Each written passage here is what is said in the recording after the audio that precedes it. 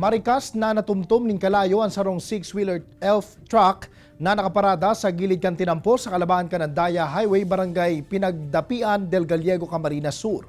Sa inisyal na investigasyon kan BFP del Gallego, 5 katawan lunad kan truck na hali sa Quezon City at sibiyahing Masbate para ipabakal ang darang mga produkto.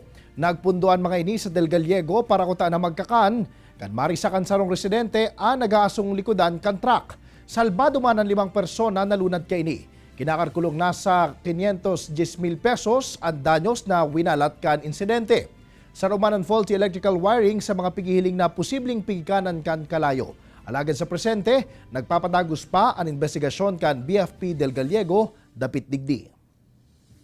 Highly flammable po yung mga kutso na yun sa yung mga pillows, at bukod pa nga dun may dala silang tungapon lutuan na kasi malayo yung biyahe nila, sumabog din ito. And may po sila itong reserva po na krudo kasi mahal daw po yung krudo sa pupuntahan nila. Siyempre nakatulong na rin ito para lalo lumakas yung apoy.